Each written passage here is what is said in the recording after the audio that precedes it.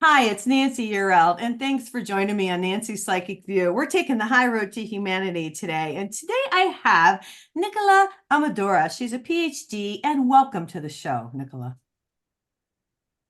Thank you so much for including me and inviting me to be on this amazing show. Thank I'm you. glad you're here. Where are you today? Can I ask?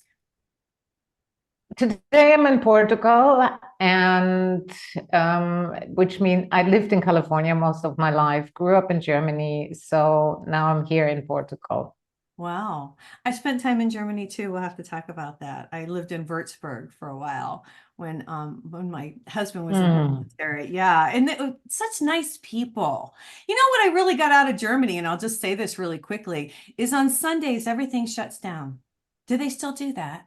Yes, in Portugal too, Oh, it's in amazing. the whole of Europe.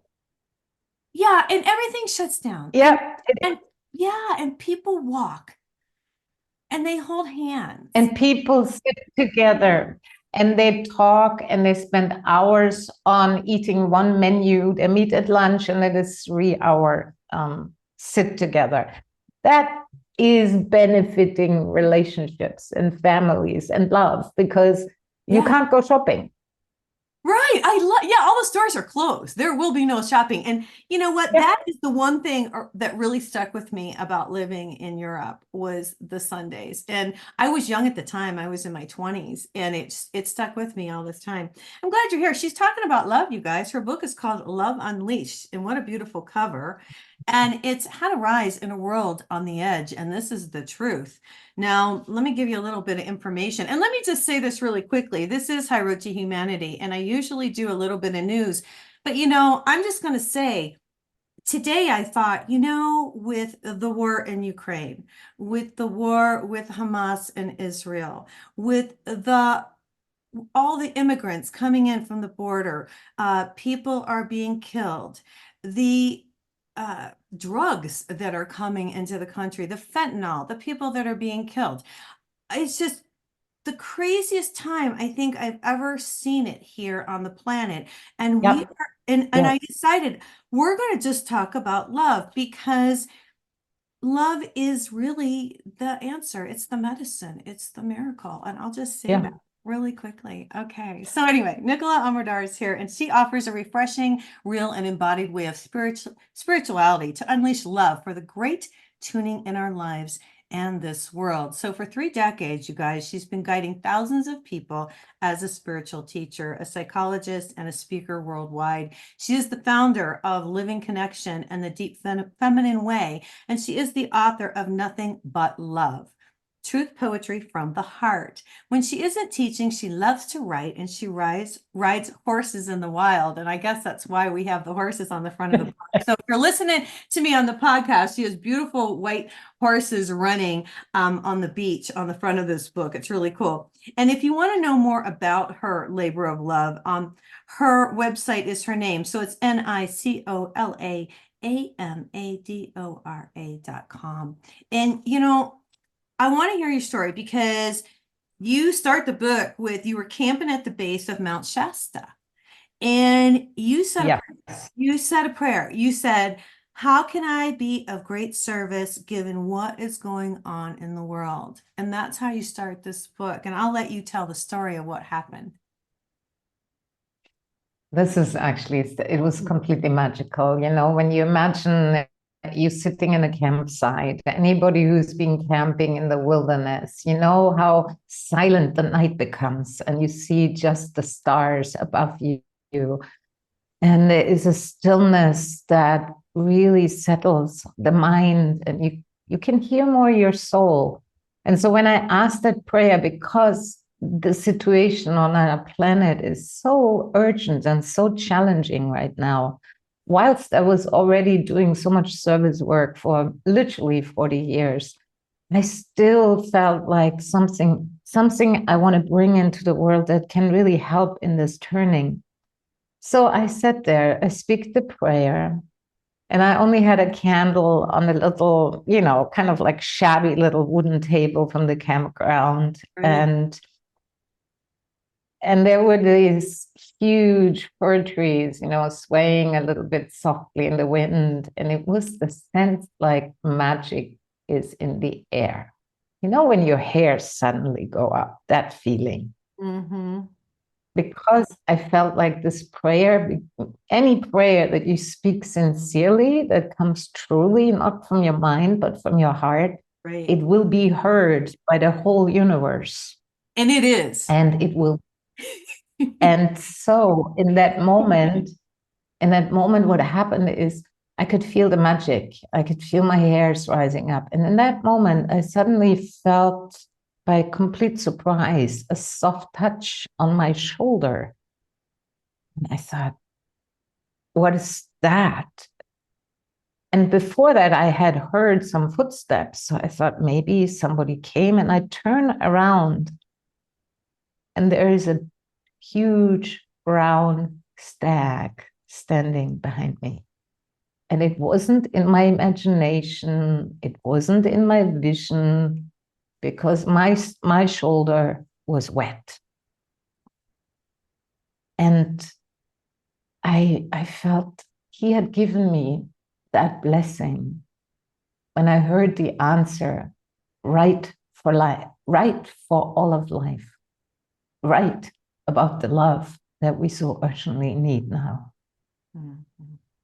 And so when the Yeah. stag departed, I took a pen and a piece of paper that I had, and I started writing, and I was like, I don't want to write another woo-woo spiritual book with lots of concepts, but I wanted something that touches you inside, that gets real, that you can feel, you can taste, you can sense. So less about love, but more from love. Mm-hmm. And so that's how the journey began. And yeah, and I just kept writing basically. Well, it's beautiful. The book is really, really good. I want to read something out of your book. It's a little long, but I hope it's okay if I do this. This, you say, came from an angel at Castle Lake at Mount Shasta, California. And I'm an angel communicator, and I'm really into the angels. And this really hit home with me. And I think the audience should hear it, if that's okay. Yeah, yeah, absolutely. All right, listen to this, you guys. This is from an angel at Castle Lake at Mount Shasta, California. And the angel says, "Be still and let the noise of this world drop away. Lean into peace. The world spins fast, but no one's getting anywhere. What humanity is seeking in frantic despair cannot be found on the wheel of time in changing form. Let the mind surrender into this moment now. Don't visit yesterday or stray into tomorrow. Rest, for love is here. The answers you are seeking can only be found in silence, below the waves. We meet where time stands still and peace is for eternity.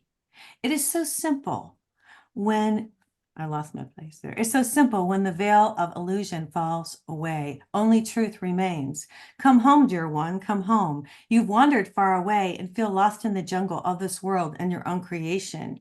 Your pain of separation ends in love's embrace and in the presence that you are. The layers of conditioning are like thick fog, which make it hard for humans to see what is real. These delusions are acted upon by the way the earth is used and abused and in how people destroy each other. Often in the last hour, when the world is on the edge, humanity calls upon God, goddesses, in consciousness, wisdom, or love. It does not matter what the name is used to intervene, to help, to save, and to restore what is broken and lost. Yes, know this, we are here and aid you always. But to fully turn the tide in one's life and in the world, each human being is called to awaken from the trance of separation to return to love and live from it. Only then the suffering of each being will truly come to an end and life will thrive for all of us. Yeah. Beautiful. Yeah. That's Thank it. you. That's Thank it. you. That's really it. Yeah, more does not need to be said, you know. I mean, It's I mean, it. it really is. I mean, quiet our minds, and quit looking outside of Mm. ourselves. talk about this But prayer. there's so much. Did you channel this? Yeah. Mount Shasta? Talk a little bit about that if you don't mind. This is my communication with well, I would say all beings, because I don't channel. I don't like so much that word. I'm Okay. more like, I like communicating with all beings. And throughout my journey, I was wondering if there is a universal language that the animals speak, that the plants speak, that the angels speak, that actually resides in every human being. We just don't have much access to it. And it turned out in my exploration that I found there is a language that when you really sit it in your heart and your mind is quiet and drops to the back, and there is a language that is a soul language that all beings speak and know. It's the only people, it's only the people that we separate ourselves from that. Right. Because I found no difference from communicating with an angel who appeared out of the blue when I was writing on Mount Shasta at Castle Lake and started speaking to me. And I'm just like taking the pen and like, okay, okay. And then a tree spoke to me. And then I had a mountain lion speak with me. And of course, also human people, and all that, all these voices I included in the book because I felt like it's easy to know we need only love, but how? Yeah, I had just recently a session with somebody, and she asked, I really want to know how I can tap into that and live from that and Oh, feel it, not just know it. yeah. And I thought that was a beautiful call because there was a humility in it, because she wasn't pretending No, that she she really, knows. yeah. Because, yeah, she felt it and she was desperate for it, because she said, I know all that stuff in my head because I've been on the spiritual path for so long, but I don't really feel it fully and cannot live it fully. Right. And I realized that's what this book is also for. So it's like to give to touch that place inside, because like you felt it, you read that piece about the angel and you can feel it. It's singing in you. Well, yeah. And Yeah. yeah, I'm an angel communicator too. And what I'll say is, and I want to say this as you're speaking, what I'm getting ready to go out to do in LA next month is to teach people how to connect to source, how to connect to God, how to connect to that energy. Because, and I just want to say this as we're talking about, the love is right here. We just need to bring it in. Do you know what I mean? And it's in the earth. And I think people, this is my big thing right now. And I agree, what you're talking about is the answer. Totally, totally, totally. And this book is so great. But to feel it, you got to bring in that love energy from the heavenly realms and from Mother Earth. And that's how you really feel it. That's what I have learned, experienced, with this whole thing. And I love what you say. Stop all the ooey gooey crap and let's just move on to what it is. And it really comes down to compassion and kindness and love. Yeah. Yeah. And I also noticed, it's like what you said, the source connection is above, it's from below. Yeah.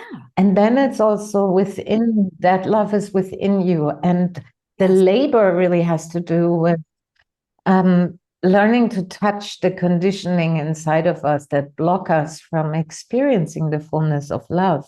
And that is labor. That's not so easy, because it's great when you sit on a beautiful lake, sun is shining, everything is good. It's easier to tune in. But what happens when you're in the streets of the world? Yeah. When New York, let's say New York, you're in New York, and there's masses of people walking, and the traffic is rushing by, and the cars are honking, and you have 1,000 things on your endless list that never ends. And what do you do in that moment to actually root into the love that is always there? Right. It And has to be inside to you. make it, yeah, and to make it even less complicated, what does it take? It takes, so because it's never away. And we don't need to create the love. That's the beauty. But it feels sometimes like the separation is so big. And there's this moment, and you can only touch moment by moment by moment, and just taking one step back, leaning back, I call it, taking a pause, breathing in the midst of all this noise, all this insanity, and just standing for a moment, like you're standing at the lake, you're standing wherever, and you just breathing and just noticing your heart. There's the pulse. There it is. And there is maybe a sense of warmth that you're not alone in the midst of your aloneness. Yeah, that's So, true. Yeah, no, that's and to be able to live it, and to be able to live it in the streets of the world, that's where it's so difficult. Well, for and I people. agree with you. I agree with you wholeheartedly. I didn't feel all this until I brought in the light from above and below and connected with my angels. I didn't feel it. I felt, I think a lot of us, we're searching. You say at the core of each person I've met or worked with is a profound yearning for unconditional love. And I agree with that. That is a absolutely true statement. People are just looking for love. People are pissed off because they can't find love. It's quite interesting to watch.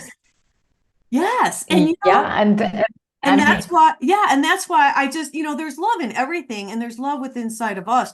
And I like, God, she talks about so much stuff in this book, you guys, but you do talk about taking every day, you say day by day, step by step.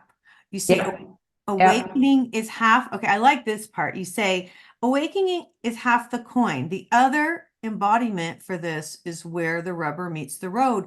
And that's like, we have to live it. Is that what you're saying right there? that's what it's about. That's really what it's about. Okay. Because it's like the realization and the tastes and the glimpses can happen at any moment. Right.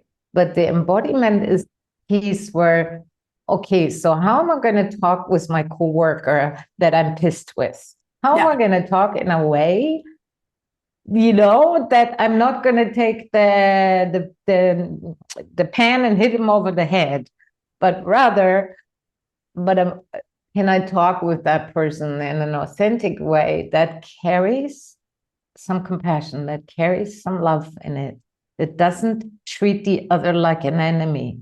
Because when we look at Israel, what's happening? We can't just put some pink roses over it and say, hey guys, get along with each other, we all love. It's not going to land, because there's so much repressed rage in that country, and so much, and it comes out. We always try to find an enemy when we have repressed rage. Right. When We we want have to take it repressed out. hate, we want to take it out. So the practice of the embodiment is a very important piece, is to learn to own up to our feelings and not blame everything and everyone around us. And then be able to see through the veils, to see, okay, this is a human being that goes to sleep like me, that has pain like me. And can I reach through rather than slam him into the ground when I'm angry? But own up to my anger. It's my anger. It's not this person's anger. And to talk more from an open space, because then a bridge can be made and a solution can be found. Right. Well, they say misery loves company. If you've ever noticed anybody who's miserable and they call you up on the phone, they start to put their misery onto you, and because they want that you to be just as miserable as they are. And what we have going Yeah. on in Israel and Yeah. Palestine is just a larger scale of that whole situation. Yeah. It's just, and I'm going to go back to, you know, I'm going to go back to connecting with God, because Yeah. this is truly the answer. We've all disconnected. That's what I really feel Yeah. like. We've Yeah. disconnected Yeah. from the love vibration, because the universe was created by love. That's how this whole, Yeah. yeah, it's Yeah. And crazy. it's the funny thing is, a soul comes into, I had this one person ask me, so I don't understand how this works in the world, because I feel like I came from pure love into the world. I took birth, my soul came in, and then I got one shock after the other in the world, because people don't live unconditional love. And I'm thinking still, after 30 years, I'm still scratching my head about what's going on. And I said, okay, so welcome on planet Earth here. Okay, so we have forgotten love, and then created a world that is really unloving. Then we pass it on to our children and children and children, and then we have wars about nothing and a lot. And it becomes this insanity. But the interruption is really what you said, is like also connect to the source that has never gone anywhere. Right. And to be able to incarnate in this world, not expecting from the world to be unconditionally loved, but receiving the unconditional love that is who we are, that is always there, and being able to live it. Right. I'm gonna Bring go back. it, the medicine. I want I want to go back to what you were talking about in the workplace. If you have like somebody you work with, and I used to be this way before I connected, and you get angry at people and you want revenge, and then you have an attitude and they have an attitude, and the energy is just awful. But when you do get into the love vibration, when you work on yourself and you get rid of all those things that you've dealt with as a child and through your life and all the programming, and you can get in a state of love, like you're talking about when you're walking in New York and you can feel the love inside. Mhm. Then when something happens, it's interesting because you change. You don't immediately react. You just you're more of an observer. Yes, yes. Well, for me, it's always like becoming really being present to what's happening, rather Yeah, than getting all muddled in and then getting mad about that person, and that person pushed me and I should yeah, push them back, or I should be nice. This whole bubble, I yeah, call it, the mind bubble, it starts falling to the wayside when I make love the center and love the only choice in my life, yeah. again and again, but in a very, very down to earth way, because it's easy to say, yes, I make the choice for love, but the next challenge comes, the person isn't nice, then you forget it. It's right in those moments that are really the juicy moments, Yes. because I call them the fire moments, and then when somebody isn't nice to you. So are you going to pay the favor back, or are you going to choose love? Not because of them, Because but of you. because you're, Yeah. yeah, that's the healthy selfishness, where he's like, actually, I want to be in the space of love, so I'm going to act from that in service. That's Yeah. it. Yeah. And And when it becomes simpler and simpler. And when you do, and you go out into the world with that attitude and you have compassion, because we've lost compassion for each Yeah. other, Oh, it yeah. it Big time. changes the other person to it changes that dynamic. It changes the energy. Absolutely. Your energy changes everybody around you. And just your light of being in the state of love. I know this because I do it. I live it. I go out, I watch. It's quite interesting. And yes, I still get irritated, but I don't handle it the way I used to. I handle it differently. And Yeah. that's where we got to get. You know what I mean? That's the piece of learning, because it's not about that you never get irritated, that you never feel anger. That's also Right. rubbish. It's Right. about how do we deal with it when it arises, Right. And for me, I like this metaphor of the sand, of how a pearl is made. And inside a shell, the pearl needs a sandcorn to keep rubbing on it, so a pearl forms. Oh, And I think the world is the sandcorn, so that that the pearl of our being can really be embodied, from love in this world. So I use sandcorns, and it makes the pearls. that's And beautiful. you're right. It emanates into the world. And the So more for of me, this, it's not about, and I describe, huh? no, I'm sorry. Go ahead. Go ahead. For me, I described this also in a book. For me, it's not about getting rid of the wounding or because it's kind of like an attitude in spirituality that I've seen. I can only live the love if I get rid of my conditioning and wounding. No, not true. Your wounding are the gateway to true love if you walk through it. The same is the challenges, they are your sandcorn to make your pearl shine forth even more. So it's the other way around. Your humanity, when you said your podcast is called Highway to Humanity, I like that title. Your humanity and your vulnerability is the entry gate into true love. So most spirituality drives people to separate yourself from humanity, separate yourself from your own vulnerability. Wrong, because then you get a split. Here's love and here's my crap. It doesn't work.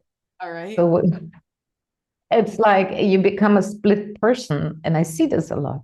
But when you begin to see, okay, so my vulnerability, the ability to actually feel allows me to be more in my heart.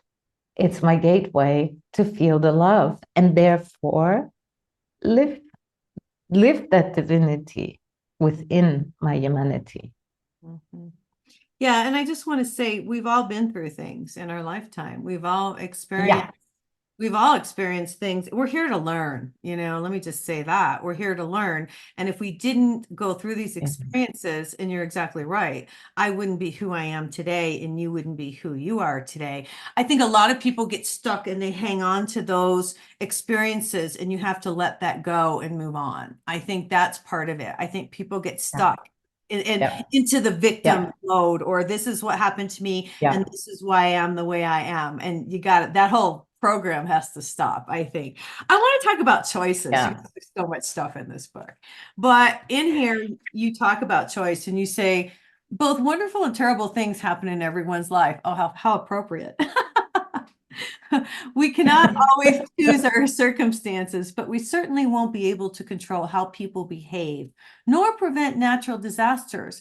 But it is empowering to know that we can choose how we walk through the highs and lows and how we relate and respond to people and situations. And that's from her book, Love Unleashed. And that's what we were just talking about. How funny. I didn't plan that. That's right. No, that was perfect. That was perfect. Thank you for bringing that in. Oh my God. You talk about setting intentions. What would love do or say in this moment? And it reminded me of people always say, what would Jesus say? Or what would Jesus do? But you turned it around and you said, what would love say? Or what would love do? And that made me smile. And to make in that moment. And so when you get into a bad situation, that's when you stop and say, what would love say? Is that what you're thinking? Yeah. I love that one. I use that so much because it kind of stops me in the tracks. And then it was like, oh, what would love say? So I close my mouth and I ask, okay, what would love say? And something entirely different comes out of my mouth. And it's the right thing. It just feels completely right and spot on. What would love do if I have to make this choice or that choice? When you sit there and you don't know what to decide. Yeah. What would love do? And I sit back and I feel into what would love do? And then somehow the choice is clear. Yes. But when I come from the other way, it's like my mind, like, oh, yeah. And then you have the pros and the cons. And then you still 5 days later, you're still in the pros and the cons. Yeah. I do that too. I like it. I'm going to do it. I'm going to use this. It's wonderful. I found it for myself because and I did that throughout the book, I like things to be simple and that you can applicable, you can use in any situation, rather than some special setup where you need your meditation cushion. You just, okay, so let's walk through this day and see what would love do. And then do it and see what happens. It's also an adventure. So it's not like I'm I'm not prescribing people this is what they should do. You discover, and it's fresh and it's alive. It's never the same. That's what love is. It's alive. It's not like a written thing where you say, okay, you do this always. No, you just check in because you know inside, you know, and that's the, and I sometimes use also, I think I brought in the book too, where I find, you know, when you bring in the angels, what you like, this calling on other beings like angels or Jeshua or whatever holy being people are connected to. It can even be the animals. It doesn't matter really. But there is something that I've noticed when I work with people. There's the sense that you're not alone in the world, That's that it. someone is walking beside you Mm-hmm. and that you are loved even if you can't feel it, that some being is knowing how to love you unconditionally. And for some, it's their own soul. For some, it's, you know, like you said, Jesus or Mary or the earth. It gives so much solace and holding. And I found like, you know, I included that one practice there, the sense like I am with you. Yes. This is what most people, this I am with you, like from the beginning till the end. Mm-hmm. That's huge It's because we huge. so often have, yeah, we have so often experienced that we abandoned and left. And, you know, I have experienced it too. And that's why I was so adamant to find that love. Right. Well, and that's how I felt. And honestly, that's why I am talking about the angels and I talk about God because I can only speak from my own experiences. And uh, I felt alone and didn't feel the love until I really connected with God, until I connected with that Yeah. divine energy. You can say source, you can say spirit, I don't care what you call it, but there is a love energy that's right here and we can bring it in and we can have it with us all the time. And my guardian angel stands right here. My audience knows this. They're like, oh my God, she's talking to the angel again. But she's right here. And we communicate every single day. And it's comforting to know she's here. I mean, I will just tell you. Yeah. Yeah. And I have I more feel than the one. same. You know, I have a gang. I have a gang of angels and holy beings around me, and I communicate with them nonstop often. And people think, what's she talking about when she's walking along the beach? Whom is she talking to? But the funny thing is, you know, these days people are talking out loud and they're talking to their cell phone. But I don't, you know, It it worked out. doesn't matter. So I talk with them. And and the beauty is also, you know, to talk with them like you would talk with your friend, you know, Yes. to be real, to not put some polished language on it, but to say, you know, I feel this and how, you know, could you help me with this? You know? That's So exactly right. Yes. that's they're friends to support us because I think at this time, you know, and this is why I wrote the book for the Great Turning, is because in this time, not only are a lot of people awakening, but we have come to the edge, even with climate change. We're completely at the edge. And there is a certain pressure and urgency right now. So I feel like all these beings are coming in to help, to assist us, like the angel on Mount Shasta said. Yeah. No, they are here, that we here. We just have to do our part, and then we can turn things around on every front, including in our lives, you know. Mhm. Well, and you also talk about truth in the book, and you say in stillness, answers rise from the source itself. And, if we could just quiet our minds, it's really hard for me to do because I'm type A, but I do it every morning. I don't do it as long as they want me to, but I do it. But it it's true. But when you do quiet your mind and just ask, and I always tell people just ask, you get the answers. You will receive the answers. And you Yeah, talk about that in the book. yeah, You also talk about living your gift, and I wanted to touch on this. We have a little bit more time. I was in New Mexico for 25 years. I just moved to Arizona, but you did a quest in New Mexico. I thought that was really cool. Where were you? Can I ask? Yeah, it was near New Mexico, Santa Fe, Oh, and you've been it Santa Fe? was in this beautiful, yeah, yeah, but it was in the desert, like what it was an old, there's a monastery. The monastery still exists. And they row you with a little boat across a little river if you want to go into isolation. Okay. And so I went and I said, one of the things I feel always you need is a certain level of determination, which works very well for A-type That's personalities. right. We're the achievers. Yes, it's true. It's true. And then put with me the German on top of it. You can imagine. So here I go, and I said, okay, I'm going to find my life's mission. I was just 24. And the monk called me over, and there's no way back. After 7 days, he would pick me up, right? After 7 days. And I had water. Yeah, and I had water and I would fast. And I was like, I'm going to have my life's mission revealed. So Okay. my life's purpose. And I'm Okay. sitting there on this mountain and it was hot, man. It was so hot. And I was sleeping in this little shabby little shed. And in the morning I went up and I said, every day, 8 hours, I'm going to sit until my butt falls off. Under this little tiny tree that gave a little bit shade. And I sat, and I was like, in the beginning, my mind was going like, bananas. I'm hungry. I really want to eat now. I think this is stupid. It just babbled along, but I learned do not try to quiet your mind because that is a war. So what I learned is like, let the mind babble along, let it do its thing like a radio station in the back, put it in the back and just notice what else is here, what else is present. And I looked at the tree and there were chipmunks playing. I kept calling myself to being present here and let the mind blah, blah, blah. It was like a blah, blah, blah, like this. And at some point, all I felt was this being present. And then I said, you know what, even if this takes longer than 7 days, I'm going to stay. And I said to God, to Spirit, I said, I'm staying until my life's purpose is fully revealed.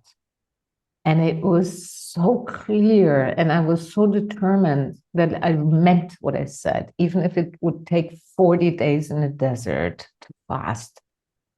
Of course, in that time, a lot happened for me, but I was true. I said, and at some point, I just roared. I said, show it to me, show it to me, because I can be very passionate.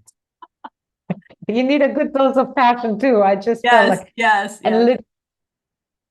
literally, I mean, that's in the book, the story. The book is full of stories, but literally in that moment, I felt like a huge boomer, a huge voice was like speaking through the mountains. I mean, it was loud. It wasn't my inner vision. It was lit. It was so strong, and I wasn't on drugs or anything. I don't do that. Um, and I heard it. Why I'm here, what I'm here to fulfill. And then one vision after another came in, and it was like rapid. And I sat there and I was sobbing my eyes out. And I just was like, oh my God, I have no idea how you want me to fulfill this, to live true love, to teach true love, to guide people home. And I was like, I was given the clear instructions, everything. And then I knew I had to educate myself after that. I had to learn. I needed to become a psychologist, a trauma therapist, but I also needed to really study with great masters who embody the love itself. Because it's kind of you can't guide someone unless you live it. End of Right. story. You shouldn't. You should walk your talk before you talk it. Not the Absolutely. and Absolutely. Yeah. but that New Mexico thing was for me like it just really turned my life. So I feel like, for anybody, it's like it sets you right on track what your soul is incarnating for when you listen deeply for your life's calling. Yeah, and I will say, I sold land in New Mexico for many years. and I oversaw ranches. Yeah. And when you walk out on the land, and I sold a Wow. lot of real estate, you guys. And the reason I sold the land, people told me before I understood, they're like, it's your energy. Go out there and stand on my dirt so it'll sell. And so, but I will say there's something about the land in New Okay. Mexico, you know, that Magical. it's magical. And I lived there for many years, and it was a good experience. And that was a cool experience that you put in the book that everyone should read. I want to read this from your book. Fire in the Belly and Heart, Discovering Purpose and Passion.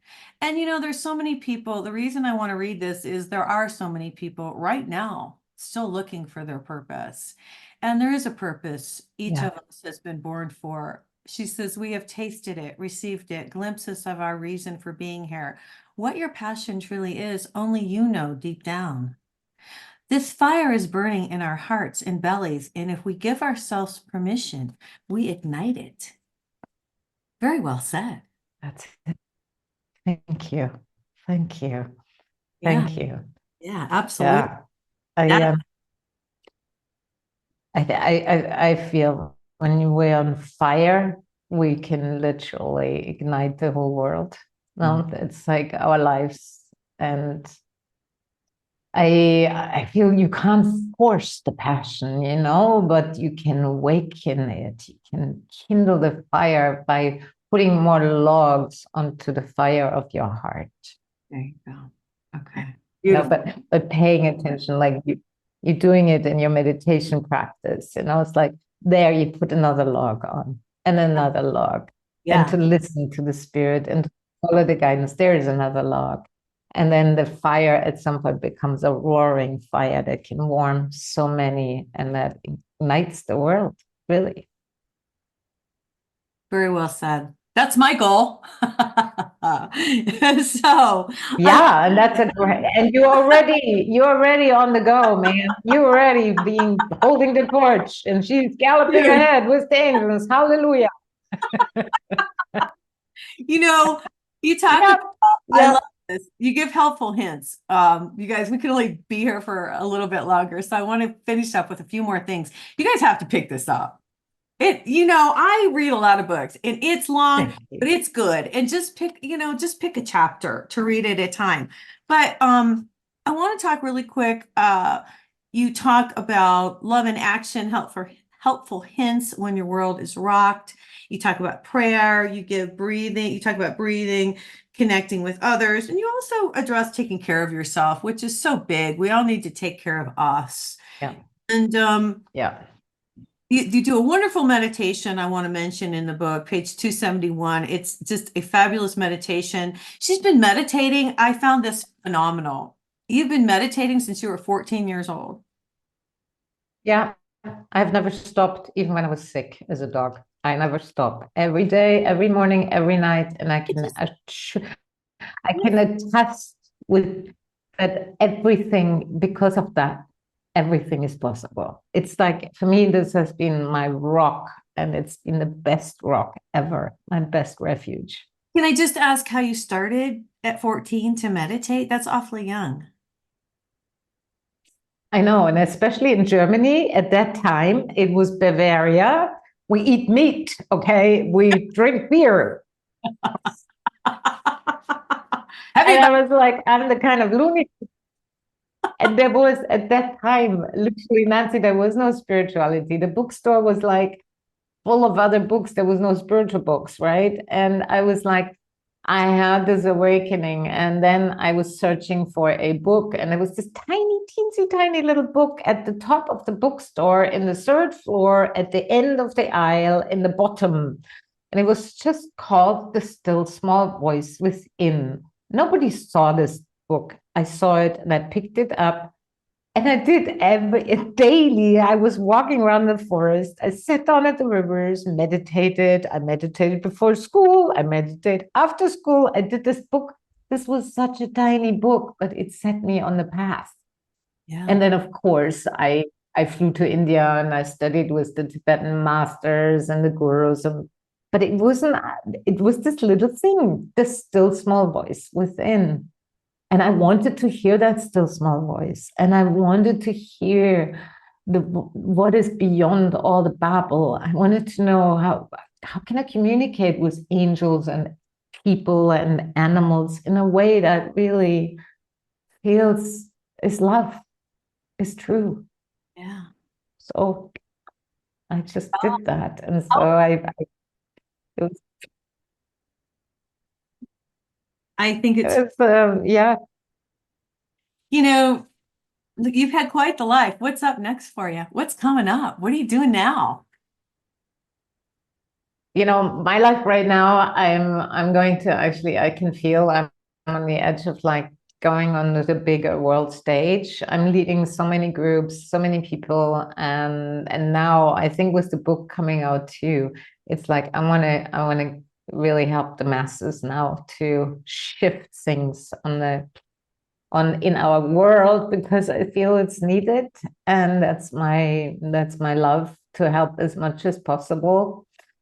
And we'll see how the baby goes, how the ship goes in our world. But I feel,